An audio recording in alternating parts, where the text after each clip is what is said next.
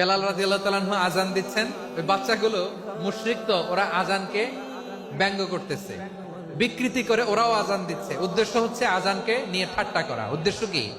ঠাট্টা করা। ব্যাপারটা মনে কষ্ট পাওয়ার মতো ব্যাপার না? কিন্তু বিশ্বনবী ওইখানে দেখেন কি খুঁজলেন। বিশ্বনবী খেয়াল করলেন অমুসলিম কিশোরদের মধ্য থেকে একটা কিশোরের গলাটা বড় দরাজ গলা, কণ্ঠটা বড় সুন্দর। খেয়াল করে দেখলেন যে কিছু কিশোর বেলালের আজানকে ব্যঙ্গ করে, বিকৃতি করে, কিন্তু একজনের কণ্ঠ দেখতে পাচ্ছেন না এত দূরে, কিন্তু কণ্ঠটা বড় সুন্দর, দরাজ গলা। বিশ্বনবী সাহাবীদেরকে বললেন, ধরো এগুলারে, ধরো। সবগুলারে ধরে বিশ্বনবীর সামনে আনা হলো। ওরা হাঁটু গেড়ে বসলো।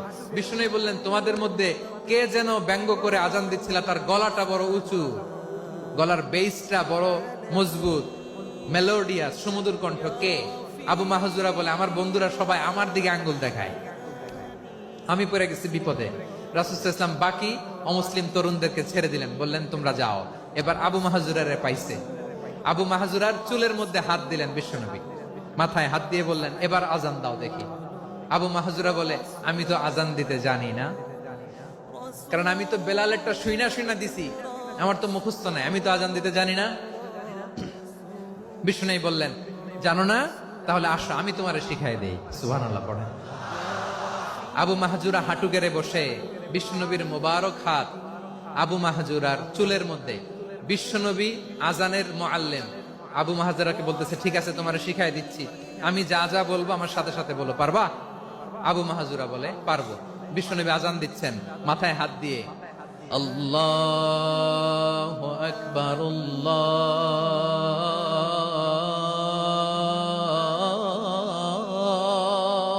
আকবার। আবু মাহজুরা এই বাক্যটা পড়লেন। বিশ্বনবী দ্বিতীয় বাক্য পড়তে আরম্ভ করলেন, আল্লাহু আকবার,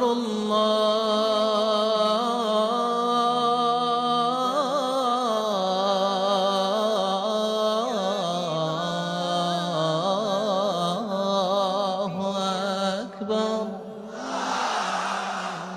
আবু মাহজুরা এই বাক্যটাও বললেন। বিশ্বনবী আবু মাহজুরার মাথার মধ্যে হাত দিয়ে তৃতীয় বাক্য বললেন,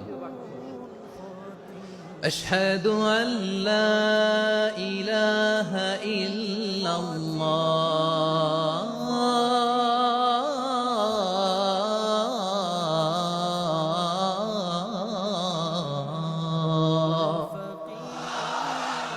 আবু মাহজুরা তৃতীয় বাক্য পড়লেন। বিশ্বনবী একটা বাক্য পরে আবু মাহজুরা পরে, বিশ্বনবী পরে আবু মাহজুরা পরে। আবু মাহজুরা কিন্তু অমুসলিম, মুশরিক। আবু মাহজুরা